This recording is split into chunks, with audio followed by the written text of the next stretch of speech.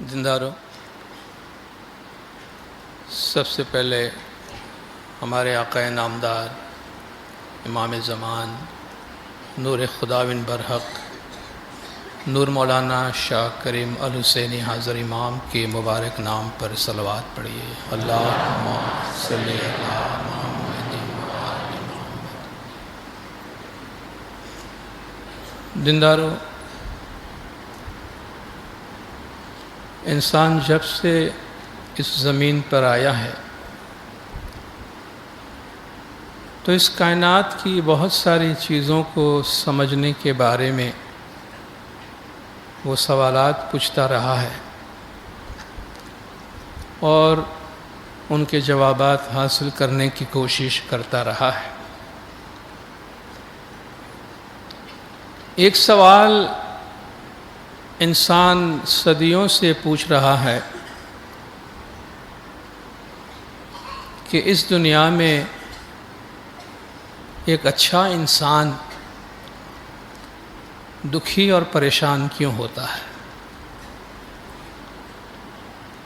اس کے لیے مذہب اور غور و فکر کرنے والے لوگ مختلف قسم کے جوابات دیتے ہیں اور ان کو سمجھانے اور دلاسا دینے کی کوشش کرتے ہیں۔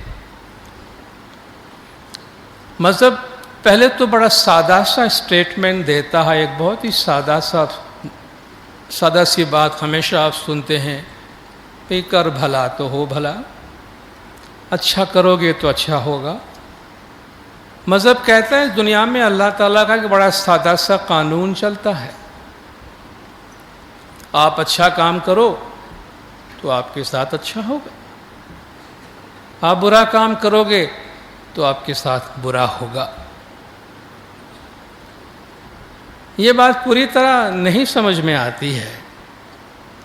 کہتے ہیں برے کے ساتھ برا ہوتا ہے کہ نہیں ہوتا ہے وہ تو ہم دیکھنے نہیں جاتے، وہ جانے اس کا خدا جانے، برے کے ساتھ برا ہوتا ہوگا، لیکن ہم نے اچھوں کے ساتھ برا ہوتا ہوا دیکھا ہے۔ ہم نے دیکھا ہے کہ اچھے دکھی ہو رہے ہیں۔ آپ تو کہہ رہے ہیں کہ اچھا سکھی رہتا ہے، اچھا کرو تو اچھا ہوتا ہے، اچھوں کے ساتھ برا کیوں ہو رہا ہے؟ پیغمبروں نے دنیا میں کس کو تکلیف پہنچائی؟ وہ تو ہدایت دینے کے لیے آئے تھے۔ اماموں نے دنیا میں کس کو تکلیف پہنچائی ہے؟ صوفی، اولیاء، مہاپروش، جو مہاتما دنیا میں آئے ہیں، یہ تو انسان کا بھلا کرتے رہے ہیں، تو پھر ان کے ساتھ برائیاں کیوں ہوتی رہی ہے؟ مذہب ان کو طرح طرح سے سمجھانے اور جواب دینے کی کوشش کرتا ہے۔ وہ مذہب جو جنموں میں مانتے ہیں کہ بھئی آپ کے پچھلے جنموں کا کرم آپ کے ساتھ چلتا ہے، اگر آپ نے پچھلے جنموں میں اچھا کیا ہے تو اس جنم میں آپ کا اچھا ہوگا، آپ نے اگر پچھلے جنموں میں برا کیا ہے تو اس جنم میں آپ کا برا ہوگا۔ کعبے چلو ہمارے ساتھ اگر برا ہو رہا ہے، ہم شاید پچھلے جنم میں، وہ لوگ جو جنموں میں مانتے ہیں شاید چلو پچھلا کچھ حساب کتاب ہم اپنے ساتھ لے کر آئے ہوں گے، مگر پیغمبر، ولی اولیاء، امام، ان کے تو پچھلے اچھے کرم ہوں گے تب تو وہ امام بنے ہیں، تب تو وہ پیغمبر بنے ہیں، تب تو وہ مہاپروش بنے ہیں، تب تو وہ مہاتما بنے ہیں، مگر وہ تو پھر بھی سفر کر رہے ہیں، ان پہ تو پھر بھی تلواریں چلی ہیں، ان پہ تو بڑے ظلم ہوئے ہیں۔ کہتے ہیں یہ بات ابھی تک ہمارے سمجھ میں نہیں آتی کہ ایک اچھا انسان کیوں دکھی ہو رہا ہے دنیا کے اندر۔ ایک اور توضیح، ایک اور وضاحت، ایک اور ایکسپلینیشن مذہب یہ دیتا ہے، بھئی قدرت کی طرف سے پریکشا ہوتی ہے، خدا کی طرف سے کسوٹی ہوتی ہے، خدا کی طرف سے آزمائش ہوتی ہے، تاکہ اس سے انسان کی بھلائی بھی ہوتی ہے، اس سے انسان کے گناہ بھی معاف ہوتے ہیں، اور اس طریقے سے انسان خدا کو یاد کرنے لگتا ہے۔ کچھ حد تک تو یہ بات سمجھ میں آتی ہے۔ اس کا مطلب یہ ہوا کہ جو لوگ دوسرے انسان کو دکھی کرنے کے واسطے کوئی غلط کام کرتے ہیں اور ظلم کرتے ہیں، وہ اللہ کے کسی پروگرام کو ایگزیکیوٹ کرنے میں اللہ کی مدد کر رہے ہیں، تو ان کو تو پھر برا نہیں بولنا چاہیے نا۔ آج میرے پہ کوئی کسوٹی آئی ہے، کسی انسان نے مجھے تکلیف پہنچائی ہے، میں بڑے غصے میں ہوں کہ وہ آدمی مجھے تکلیف پہنچایا۔ آپ مجھے کہتے ہیں جی آپ پہ قدرت کی طرف سے آزمائش ہے، تو جس آدمی نے مجھے تکلیف دی ہے وہ تو قدرت کی مدد کر رہا ہے، قدرت کی وہ آزمائش میرے پہ ڈالنے کے لیے، تو اس نے تو ایک اچھا کام کیا نا۔ اس نے تو خدا کا ہاتھ بٹایا آزمائش دینے کے واسطے، تو اس کو برا کیوں کہنا چاہیے؟ پھر تو دنیا میں ہونے والی ہر برائی کے واسطے آپ کہیں جی یہ اللہ کے بنائے ہوئے پروگرام کو یہ لوگ ایگزیکیوٹ کر رہے ہیں، اللہ کے بنائے ہوئے پروگرام کو وہ عملی جامہ پہنانے میں اللہ کی مدد کر رہے ہیں، دوسروں کو دکھی کرنے میں اور دوسروں کو آزمائش میں ڈالنے میں اللہ کا جو پروگرام ہے اس میں اللہ کا ہاتھ بٹا رہے ہیں، تو یہ تو بڑے اچھے لوگ ہیں نا۔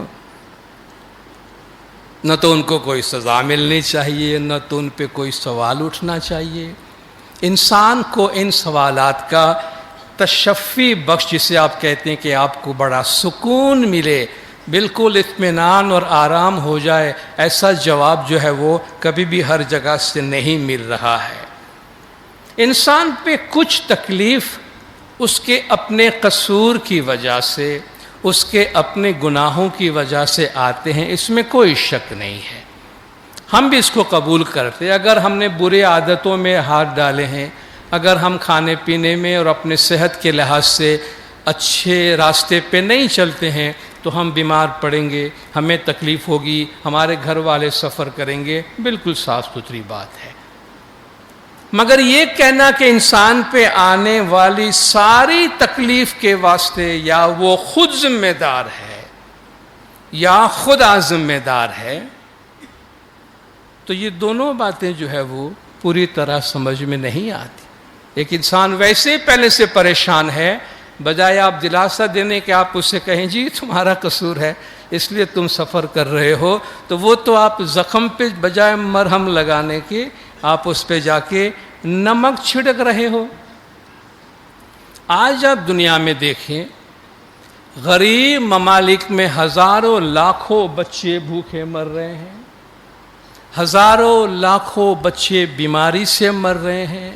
آج کل آپ دیکھ رہے ہیں بے گھر، بے سہارا، بے وطن لوگ یا مشکلات سے بھاگے ہوئے لوگ سمندر میں ڈوب کے مر رہے ہیں، کوئی ان کو بچانے والا، کوئی ان کو قبول کرنے والا نہیں ہے، وہ در بدر ہو رہے ہیں۔ سیلاب سے، زلزلے سے، بیماریوں سے ہزاروں لوگ دنیا کے اندر مارے جا رہے ہیں۔ کیا ان میں ان کا اپنا قصور ہے؟ ان کا اپنا قصور ہے ہر آدمی کا؟ کیا یہ خدا کی مرضی ہے؟ یہ خدا کی مرضی ہے کہ اتنے بچے دنیا میں بھوکے مر رہے ہیں؟ کوئی تو یہ بتائے کہ اس سے خدا کو کیا خوشی ہو رہی ہے؟ اللہ کو اتنے سارے لوگوں کو تکلیف اور مشکلات میں دیکھتے ہوئے یا ڈالتے ہوئے اس سے کیا خوشی ہو رہی ہوگی؟ کس ماں کو خوشی ہو رہی ہوگی کہ ان کے بچے دنیا میں دکھی ہو؟ جو لوگ یہ جواب دیتے ہیں کہ بھئی یہ تو نصیب کی بات ہے، کچھ لوگ قسمت کی بات بھی کرتے ہیں، بھئی نصیب میں جیسا تھا ویسا ہوتا ہے، نصیب میں جو لکھا ہے وہ ہو کے رہتا ہے۔ بھئی آخر نصیب بھی کس نے لکھا ہے؟ پھر سے ہم وہ قصور جو ہے اس رب العالمین پہ ڈال دیتے ہیں جس نے اس پوری کائنات کو بنایا، اور ساری ذمہ داری اس پہ ڈال دیتے ہیں، اور وہ جو رحمان اور رحیم ہے اسے ہم نہ معلوم کس صورت میں دنیا والوں کے آگے پیش کر رہے ہیں۔ حقیقت یہ ہے کہ ہماری حالت ایک ایسے مریض کی ہے جس کے بدن میں بہت درد ہے اور وہ ہر ڈاکٹر کے پاس جا رہا ہے، پوچھ رہا ہے کہ بھئی مجھے بتاؤ یہ درد مجھے کیوں ہے۔ کوئی بھی ڈاکٹر پوری طرح اس کو ڈائگنوز نہیں کر سکتا ہے، پہچان نہیں سکتا ہے کہ درد کس وجہ سے ہے، مگر وہ اس پہ اتنی سی مہربانی کر دیتا ہے ہم مریض پہ کہ بھئی سب اپنے اپنے طور پہ اس کو ایک دو پین کلرز پکڑا دیتے ہیں کہ بھائی یہ تم کھاؤ، تمہارا درد تھوڑا سا کم ہو جائے گا۔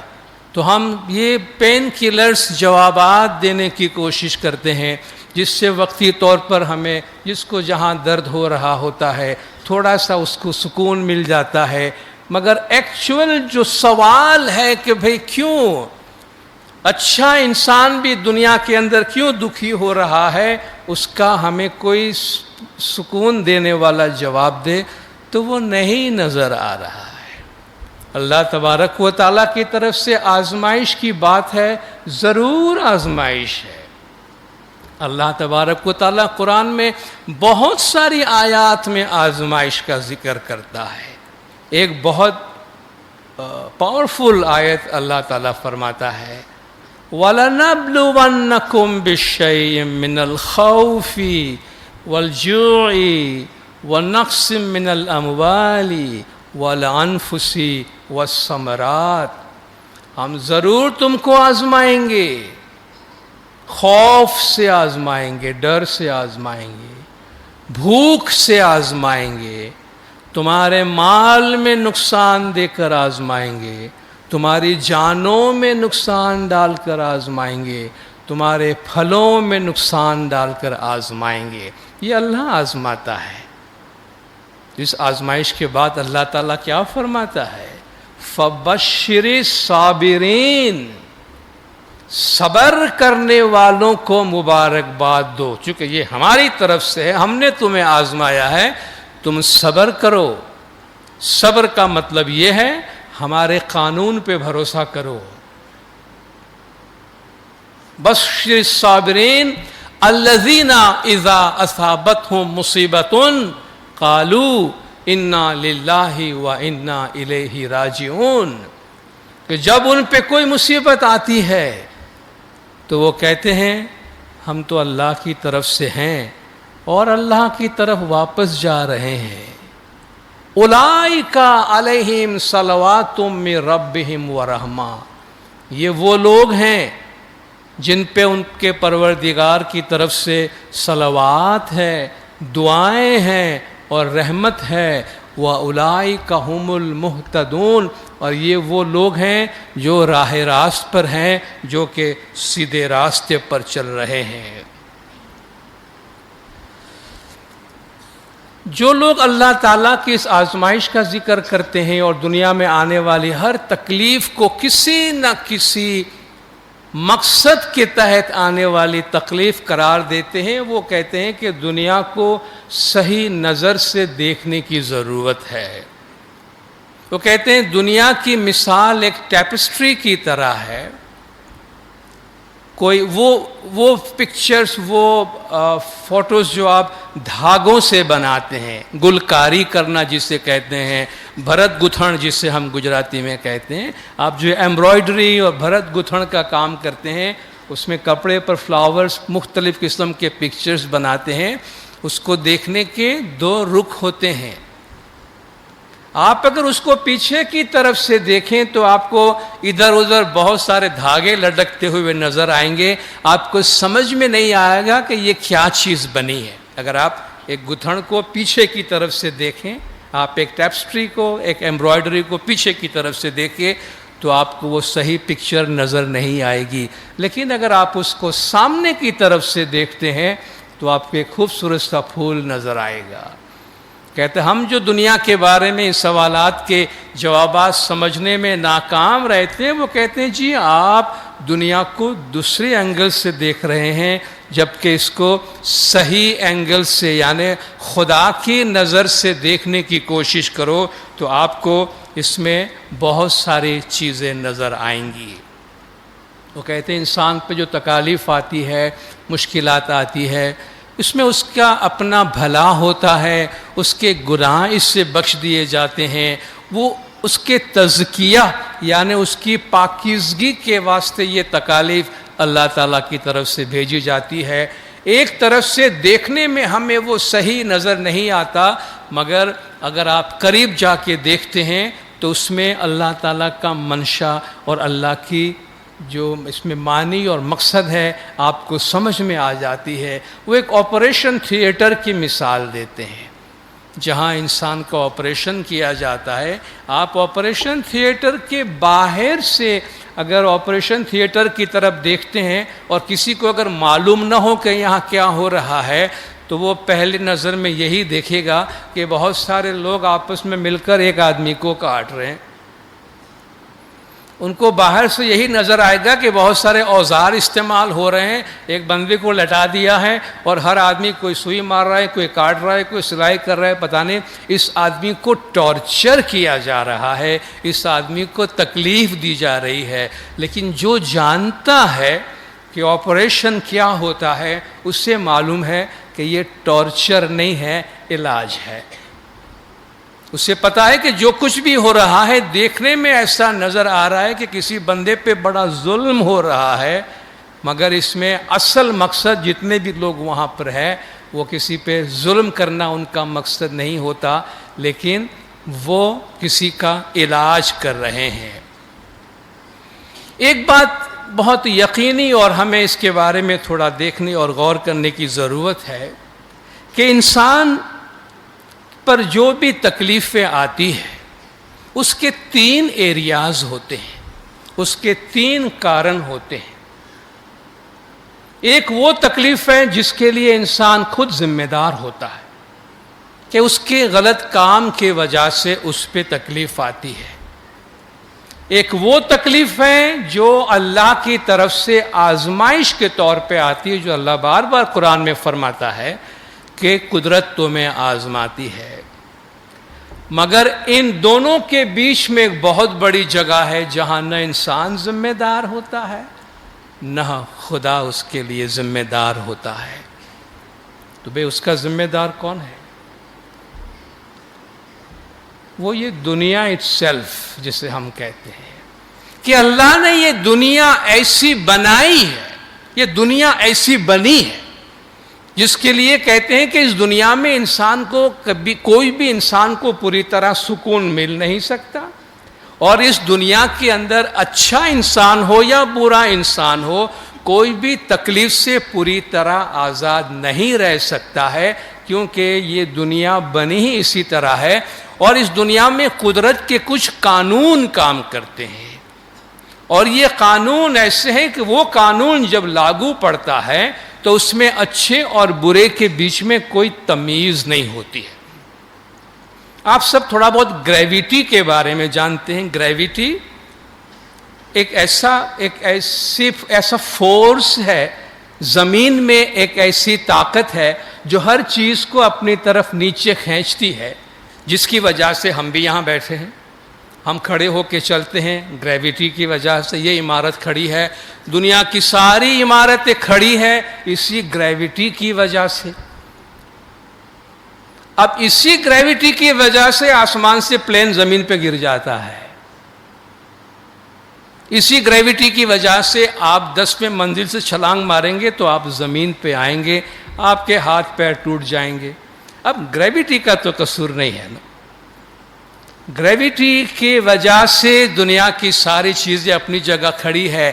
اگر یہ گریویٹی اس وقت ختم ہو جائے نا، ہم بھی ہوا میں اڑیں گے اور یہ دنیا کی ساری عمارتیں ہوا میں اڑیں گی۔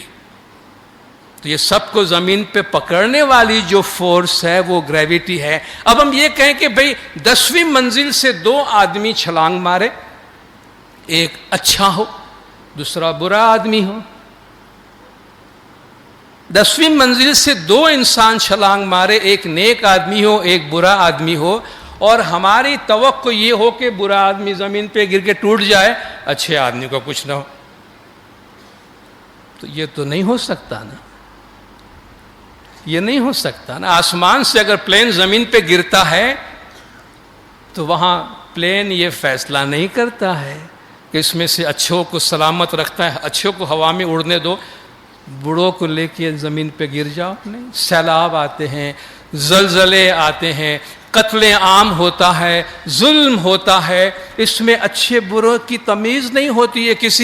کسی ظالم کے بندوق سے گولی نکلتی ہے تو گولی یہ سوال نہیں پوچھتی ہے کہ سامنے والا اچھا انسان ہے یا برا انسان ہے، اس کے لیے یہ تمیز نہیں ہے۔ تلوار یہ تمیز نہیں کر سکی ماضی میں بھی کہ میں امام پہ چل رہی ہوں یا کسی ظالم پہ چل رہی ہوں۔ تلوار ہے، جس کے ہاتھ میں ہے وہ کیسا انسان ہے وہ دیکھا جاتا ہے۔ تلوار کا تو کوئی قصور نہیں ہے اس میں۔ تو اس کائنات میں بہت ساری چیزیں ایسی ہیں جو اللہ جس کو پسند نہیں کرتا ہے، اللہ نہیں چاہتا ہے، اللہ کی مرضی نہیں ہے، تب بھی وہ چیزیں ہوتی ہے۔ تو جو میں عرض کرنا چاہتا ہوں، کچھ ہماری وجہ سے، کچھ اللہ کی طرف سے امتحان کی وجہ سے، مگر اللہ جب بھی امتحان میں ڈالتا ہے تو اس امتحان میں بھلائی اور بھلائی ہوتی ہے، نیکی ہوتی ہے۔ لیکن کائنات میں بہت سارے ایسے کام ہوتے ہیں جسے خدا پسند نہیں کرتا، جس کے لیے اللہ تبارک و تعالی منع کرتا ہے، مگر پھر بھی وہ چیزیں ہوتی ہے۔ اللہ تعالیٰ جھوٹ بولنے کا ہمیں منع کرتا ہے نا، پھر بھی انسان جھوٹ بول رہے ہیں نا۔ اللہ چوری کرنے کو منع کرتا ہے، اللہ ڈاکہ ڈالنے کو منع کرتا ہے، اللہ ظلم کرنے کو منع کرتا ہے، اللہ قتل کرنے کو منع کرتا ہے۔ ایک انسان کی جان لینا گویا ساری انسانیت کی جان لے لی گئی، یہ اللہ تعالیٰ فرماتا ہے۔ پھر بھی انسان قتل کر رہا ہے نا، پھر بھی انسان ظلم کر رہا ہے نا، اسی دنیا میں، اسی زمین میں رہتے ہوئے۔ وہ لوگ جن پہ اللہ غضب کا اعلان کرتا ہے، وہ لوگ جن کے ساتھ اللہ جنگ کا اعلان کر رہا ہے، وہ لوگ جن پہ اللہ لعنت کر رہا ہے، جن پہ اللہ اپنا فٹکار نازل کر رہا ہے، وہ سب دنیا میں ہیں، اپنا کام کر رہے ہیں۔ اللہ کو جو چیز پسند نہیں ہے کر رہے ہیں، اللہ کو نہیں ماننے والے کروڑ لوگ دنیا میں ہیں۔ تو کیا یہ لوگ جو کچھ کر رہے ہیں، جس سے اللہ ناراض ہے، جس سے اللہ منع کر رہا ہے، تو کیا وہ اللہ کی مرضی سے کر رہے ہیں؟ اللہ کی مرضی سے کر رہے ہیں؟ اللہ تو منع کر رہا ہے ایسا کرنے کو، پھر بھی وہ کر رہے ہیں۔ تو وہ کیا کر رہے ہیں؟ اللہ کے اس بنائے ہوئے کائنات میں سے اللہ کی دی ہوئی نعمت کا غلط استعمال کر رہے ہیں۔ اپنی عقل کا جو خدا نے ان کو نعمت دی ہے، اس کو آپ اچھے راستے پر بھی استعمال کر سکتے ہیں، اس کو آپ برے راستے پر بھی استعمال کر سکتے ہیں۔ انسان جب برے راستے پہ استعمال کرتا ہے تو وہ اللہ نہیں کراتا۔ آپ قرآن کی سورہ پڑھتے ہیں، قُلْ أَعُوذُ بِرَبِّ الْفَلَقِ مِن شَرِّ مَا خَلَقَ، پناہ مانگتا ہوں اللہ کی، جو چیز بھی اس نے پیدا کی ہے اس کے شر سے۔ شر اللہ نے پیدا نہیں کیا ہے، من شر ما خلق، جو اس نے بنایا اس کے شر کے پہلو سے۔ اللہ نے تو ہر چیز اچھائی کے واسطے بنائی ہے، اللہ نے انسان کو عقل بھی دی ہے، لیکن اگر کوئی اس کو خیر کی بجائے شر، برائی کے لیے استعمال کرتا ہے تو اللہ تعالیٰ فرماتا ہے تم اللہ کی پناہ مانگو۔ تو یہ اللہ کی دی ہوئی عقل کا غلط استعمال ہے۔ اللہ کی بنائی ہوئی اس کائنات میں جو شر کا پہلو ہے، وہ شر کے پہلو پہ لوگ جا رہے ہیں، اس لیے اس میں خدا بھی ناراض ہوتا ہے، اس میں فرشتے بھی ناراض ہوتے ہیں۔ یہ کوئی ایسا کام نہیں ہے، اس طرح کے کام وہ نہیں ہے جو اللہ کے حکم سے، اللہ کی مرضی سے ہوتے ہو، یہ اللہ کی ناراضگی کی وجہ سے بھی ہوتے ہیں۔ آپ دیکھیں سرکار مولانا حضرت امام شاہ کریم الحسینی صلوات اللہ علیہ، مولا خود فرماتے کہ امام کو بھی دکھ ہوا ہے۔ خدا بھی اپنے پیغمبروں کو ان حالات میں دیکھ کر پیغمبروں سے کہتا ہے کہ میں تمہارے ساتھ ہوں، صبر کرو، اللہ کی رحمت تمہارے ساتھ ہے۔ تو اللہ تبارک و تعالی رحمان اور رحیم ہے، اللہ زخم نہیں لگاتا ہے، اللہ مرہم لگاتا ہے۔ جب کوئی کسی پہ ظلم کرتا ہے تو اللہ ظالم کے ساتھ نہیں مظلوم کے ساتھ کھڑا ہوتا ہے کہ میں تمہارے ساتھ ہوں، تمہارے ساتھ میرا سہارا ہے، تمہارے ساتھ میری رحمت ہے، میں تمہارے ساتھ ہوں، تو مجھ پہ بھروسہ رکھو، وقت گزرنے کے ساتھ سب کچھ تمہارے واسطے اچھا ہو جائے گا۔ اس لیے اللہ تبارک و تعالی ہمیں صبر کی تلقین کرتا ہے۔ دو چیزوں کی قرآن ہمیں تعلیم دیتا ہے مشکل حالات میں، وَاسْتَعِينُوا بِالصَّبْرِ وَالصَّلَاةِ، تکلیف کے حالت میں صبر سے مدد مانگو اور دعا سے مدد مانگو۔ تکلیف کی حالت میں صبر سے مدد مانگو اور دعا سے مدد مانگو، یعنی صبر کرو، خدا کے قانون پہ بھروسہ رکھو اور خدا سے دعا مانگو تاکہ تم اس کی رحمت میں رہو، اس کے رحمت کے سائے میں رہو۔ قرآن حکیم میں اللہ تعالیٰ نے امتحان کی مثال دی ہے، اس کی طرف سے آنے والی آزمائش کی مثال دی ہے، لیکن فرماتا ہے اس آزمائش میں نیکی ہی نیکی ہے۔ کتنی خوبصورتی سے فرمایا گیا ہے، دعا ہے، اللہ نے دعا سکھائی ہے۔ قُلِ اللَّهُمَّ مَالِكَ الْمُلْكِ، کہو کہ اے میرے پروردگار جو سلطنت کا مالک ہے، تُؤْتِي الْمُلْكَ مَن تَشَاءُ، تو جس کو چاہتا ہے حکومت دیتا ہے، تو جس کو چاہتا ہے سلطنت دیتا ہے۔ وَتَنزِعُ الْمُلْكَ مِمَّن تَشَاءُ، تو جس سے چاہتا ہے حکومت چھین لیتا ہے۔ وَتُعِزُّ مَن تَشَاءُ، تو جسے چاہتا ہے عزت دیتا ہے۔ وَتُذِلُّ مَن تَشَاءُ، تو جسے چاہے ذلیل کرتا ہے۔ بِيَدِكَ الْخَيْرُ، بِيَدِكَ الْخَيْرُ، تیرے ہاتھ میں نیکی ہے۔ دیکھا، جب اللہ آزمائش کی بات کرتا ہے تو کہے حکومت دینا یا حکومت لے لینا، عزت دینا یا عزت لے لینا، ان دونوں میں جب میری طرف سے ہے تو اس میں نیکی ہے، اس میں شر نہیں ہے۔ تو اللہ کے امتحان میں خیر خیر اور خیر ہے، اس میں کہیں کسی قسم کا کوئی شر موجود نہیں ہے۔ جب تکلیف آ جاتی ہے انسان پہ، ہم نے صرف تھوڑی سی یہ دیکھنے کی کوشش کی کہ کیا وجوہات ہے کہ جن کی بنا پر بعض اوقات انسان مشکل حالات میں پھنس جاتا ہے اور سوالات پوچھتا رہتا ہے کہ آخر ایسا کیوں؟ تو ہمیں اس کا جواب یہ ملتا ہے کہ بہت سی باتیں ایسی ہیں، یہ دنیا ہے ایسی جگہ کہ جہاں ایسی چیزیں اچھے لوگوں کے ساتھ بھی ہوتی رہی ہے، برے لوگوں کے ساتھ بھی ہوتی رہی ہے، اور اس دنیا کو اسی طریقے سے لینے کی ضرورت ہے۔ جب انسان پہ کوئی سانحہ آتا ہے، کوئی ٹریجڈی آتی ہے، کوئی بہت بڑی ٹریجڈی آتی ہے، بہت بڑے دکھ کا واقعہ ہوتا ہے، تو پھر ہمیں کیا کرنا چاہیے؟ ہمارا ریئیکشن، ہمارا رسپانس کیا ہونا چاہیے؟ صدمہ جس کو لگتا ہے وہی سمجھ سکتا ہے، ٹریجڈی جس پہ گزرتی وہی سمجھ سکتے ہیں، باقی تو لوگوں کو باتیں کرنی ہوتی ہے۔ صرف چند باتوں کی طرف ہم دھیان دینے کی کوشش کر سکتے ہیں۔ پہلی بات یہ کہ ماضی کے واقعات کو جو کچھ ہو گیا، جو بھی ہو گیا کسی کی پرسنل لائف میں یا کلیکٹیولی، اس کو بار بار یاد کر کے، اس کو بار بار دہرا کے اور اس کو اینالائز کر کے ہم صرف اپنے آپ کو دکھی کریں گے۔ اس میں ہم کہتے ہیں نا، آپ کمپیوٹر میں ورڈ یوز کرتے انڈو کرنا، اس حالت میں چلے جاؤ یہاں یہ کام نہیں ہوا تھا، یہ انڈو تو نہیں ہو سکتا۔ ہم اس وقت پہ اب واپس نہیں جا سکتے ہیں کہ جب کوئی واقعہ ایسا واقعہ نہ ہوا ہو چکا ہے۔ جب ایک واقعہ ہو چکا، ہم اس کے بارے میں یہ کرتے تو یہ نہ ہوتا، کاش میں یہ اس بس میں نہیں گیا ہوتا، فلان میں گیا ہوتا، کاش وہ یہاں نہیں آیا ہوتا، کاش ہم یہاں رہنے نہیں آئے ہوتے، کاش ہم یہ نہیں کیے ہوتے، کاش اس نے وہ کیا ہوتا۔ اب کاش میں زندگی نہیں گزر سکتی ہے۔ یہ کاش جو ہے نا، یہ صرف ہمیں دکھی کرے گی، پریشان کرے گی۔ ہمیں زخم لگتا ہے، ہم بار بار اس کو اکھاڑیں گے تو وہ کبھی سوکھے گا نہیں، ہیل نہیں ہوگا۔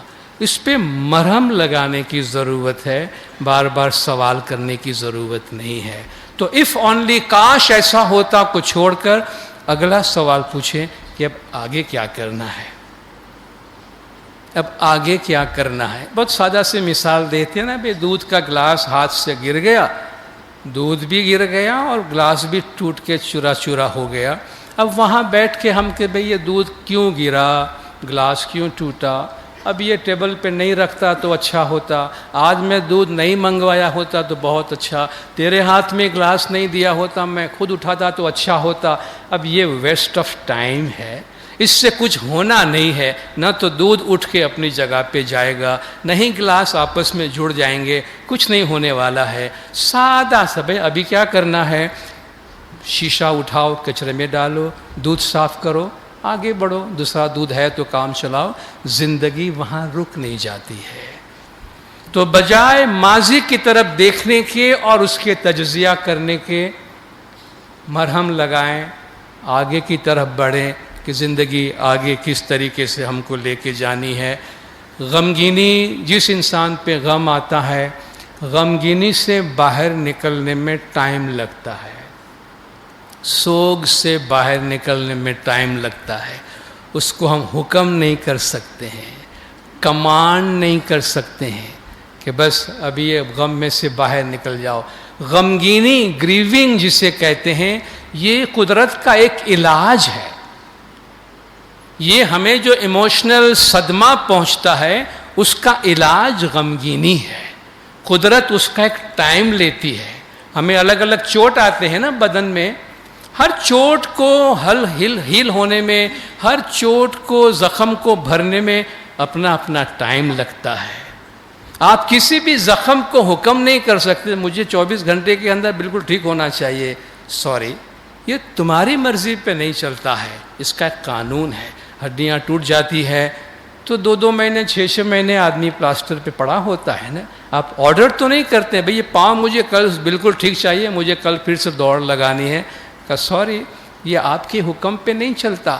تو ہم یہ کمان نہیں دے بھئی اب بس نکلو باہر، غم میں سے چھوڑو ساری باتیں، اس کو آپ قدرت پہ چھوڑتے ہیں، اس کو آپ نیچر پہ چھوڑتے ہیں۔ یہ 10 دن بھی لگتے ہیں، یہ 6 مہینے بھی لگتے ہیں، یہ 12 مہینے بھی لگتے ہیں، اس کو سال بھی لگتے ہیں۔ کچھ لوگ شاید زندگی بھر تک اس صدمے کو نہ بھلا سکیں، اور یہ ہماری زندگی کا ایک حصہ ہے، زندگی کا پروسیس ہے۔ قدرت نے ہمارے اندر بھلانے کی ایک چیز رکھی ہے، ہم اچھی چیز بھی بھول جاتے ہیں، بری چیز بھی بھول جاتے ہیں۔ تو یہ قدرت کی ایک نعمت ہے، وقت گزرنے کے ساتھ ساتھ آہستہ آہستہ آہستہ آہستہ آہستہ آہستہ زخم بھرنے لگتا ہے اور ہم ایک نئی صحت حاصل کرتے ہیں۔ تو اس میں قدرت کا اپنا وقت ہے، جلد بازی نہ کرے، قدرت کی حکمت ہے، غمگینی سے ہم اپنے ٹائم پہ اس میں سے باہر نکل آئیں گے۔ زندگی کی جو حقیقت ہے، جو میں نے پہلے عرض کرنے کی کوشش کی، اس کو اس بڑے دائرے میں دیکھنے کی کوشش کرے۔ زندگی ایک چکے کی طرح ہے، ویل آپ نے دیکھا ہے، گاڑی چلاتے ہیں، گاڑی میں آپ کے ویلز ہیں، آپ کے بائک میں ویلز ہیں، آپ کی سائیکل میں ویلز ہیں، وہ چکا گھومتا رہتا ہے اور گاڑی آگے بڑھتی رہتی ہے۔ لیکن اس گھومنے کا ایک جو پروسیس ہے، اس گھومنے میں آپ دیکھیے جب یہ پہیہ گھومتا ہے تو جو چیز اوپر ہے وہ نیچے جاتی ہے، نیچے والا حصہ اوپر جاتا ہے، پھر اوپر والا نیچے آتا ہے، نیچے کا اوپر جاتا ہے۔ اس طرح یہ موومنٹ بناتی ہے، اس طرح یہ چیزیں آگے بڑھتی ہے۔ تو زندگی میں اسی طرح غم اور خوشی یہ اوپر نیچے ہوتے رہتے ہیں، اور زندگی کی گاڑی، زندگی کا پہیہ چلتے رہتا ہے۔ زندگی میں نہ ہی کلی طور پر انسان خوش ہے، نہ ہی کلی طور پر انسان دکھی ہے، ہر ایک کے حصے میں اپنا اپنا ہے، اور وہ لے کر زندگی کو سمجھ کر ہمیں آگے بڑھنے کی کوشش کرنی چاہیے۔ اس میں سب سے اچھا اور سب سے بڑا مرہم جو ہم لگا سکتے ہیں وہ ہماری مذہبی ذمہ داریاں ہیں، ہمارے جماعت خانے کی حاضری ہے، دعا، بندگی، تسبیح۔ اس سے ہم اس میں وہ مرہم لگا سکتے ہیں جو دنیا کی اور کوئی بھی چیز اسے ہمیں لگانے کے لیے وہ مرہم دے نہیں سکتی ہے۔ اس لیے ہو سکے اتنا مذہب کا سہارا لے، ہو سکے اتنا خدمت کا سہارا لے۔ جو لوگ دوسرے لوگ دکھی ہیں، دوسرے لوگ پریشان ہیں ان کی پریشانی کو کم کرنے میں، ان کے دکھ کو کم کرنے میں ان کی مدد کرے۔ انسان جب دوسرے کسی غمگین آدمی کا غم دور کرنے میں لگ جاتا ہے تو اپنا غم بھی ہلکا ہو جاتا ہے، اپنا غم بھی دور ہو جاتا ہے۔ تو ہم ہو سکے اتنا ٹائم خدمت میں دینے کی کوشش کرے۔ اور آخری بات یہ کہ شاید ہی کچھ ایسی روحانیاں جن کے نصیب میں یہ بات آئی ہو کہ جن کی روحوں کی نجات کے واسطے زمانے کے امام کی اتنی ساری دعائیں آئی، اور زمانے کے امام کے حکم سے دنیا بھر کی لاکھوں جماعتوں نے متواتر 7 دنوں تک جن کے لیے روحوں کی نجات کے واسطے دعائیں کی ہے، شاید وہ ان کا اپنا نصیب ہوگا، وہ جانے۔ مگر یہ ایک ایسی چیز ہے جو ہمیں سکون، تھوڑی راحت، تھوڑا دلاسا ہمیں دیتی ہے کہ زمانے کے امام کی پدرانہ مادرانہ دعا و برکات اور زمانے کے امام کی ساری دنیا کی جماعت کو اس دعا میں شریک ہونے کے لیے کہنا، اور ساری دنیا کی جماعتوں کا، شاید ہی بہت کم ایسے واقعات ہوئے ہیں جہاں دنیا بھر کی جماعتوں نے ان مرحوموں کے واسطے، ان کی مغفرت کے واسطے دعائیں مانگی۔ تو اس میں تو کوئی شک نہیں ہے کہ وہ تو بہت اچھی جگہ پہ ہیں، وہ روحانیہ بہت خوش ہے۔ مولانا حضرت امام شاہ کریم الحسینی صلوات اللہ علیہ نے ایک مہمانی کے موقع پر فرمایا تھا کہ بہت دفعہ میرے روحانی بچے میرے پاس مہمانی میں آتے ہیں اور ان کے گزرے ہوئے فیملی ممبرز، گزرے ہوئے روحانیوں کے لیے وہ پریشان ہوتے ہیں، شکایت کرتے ہیں، رو رہے ہوتے ہیں، غمگین ہوتے ہیں۔ مولانا نے فرمایا اگر ان کو یہ معلوم ہو جائے کہ وہ گزری ہوئی روحانیاں کتنی خوش ہیں اور کتنی اچھی حالت میں ہے تو یہ لوگ کبھی بھی روئیں گے نہیں۔ تو اب ہماری یہ مجبوری ہے کہ ہم وہ دنیا تو دیکھ نہیں سکتے، اس دنیا کو جان نہیں سکتے، مگر زمانے کے امام کے بول پہ ہمارا پورا بھروسہ ہے، زمانے کے امام کی دعاؤں پہ ہمیں پورا بھروسہ ہے۔ ابھی گنان کے پاٹھ ہم نے سنا کہ گتنا کہیا تے نرجی مانے تینے مہادن مان نہیں پوچھا ہے، کہ جب جماعت بخشتی ہے، جب جماعت دعائیں مانگتی ہے تو خدا اس کو بخشتا ہے، قیامت میں ان کو پوچھا نہیں جاتا۔ یہاں جماعت کیا، دنیا بھر کی جماعتوں نے دعا مانگی ہے، دنیا بھر کی جماعتوں نے متواتر دعائیں مانگی ہے، اور اب بھی دنیا بھر کی جماعت اکیلے میں اپنی اپنی ذاتی دعاؤں میں ان روحانیوں کو یاد کر رہی ہے، تو ان کی نجات، ان کے چھٹکارے میں تو کوئی شک نہیں ہے۔ اور ان دعاؤں اور ان برکات کے نتیجے میں ہمیں سکون، صبر اور راحت ڈھونڈنے کی کوشش کرنی چاہیے۔ میں امام سلطان محمد شاہ صلوات اللہ علیہ کا ایک تعلیقہ مبارک پیش کر کے اپنی جگہ لوں گا۔ یہ تعلیقہ ہے، اس میں مولانا نے ایک بہت اہم بات فرمائی ہے اور اس میں دعائیں بھی ہیں، اور پھر اس دعاؤں کے بعد اور کوئی دعا ہم نہیں مانگیں گے کیونکہ یہ مولا کی دعائیں ہیں، اور اسی دعا کے ساتھ میں اپنی جگہ لوں گا۔ صلوات پڑھی دیندار اللہم صلی علی محمد و آل محمد۔ رات અને દિવસ અમારા વિચારો તમારી સાથે છે, અને જો કે આ દુનિયામાં દુઃખ અને ગમ ક્યારેય અંત પામતા નથી, અને દરેક જણને દુઃખ અને ગમનો પ્રમાણિક હિસ્સો ભોગવવો જ પડશે।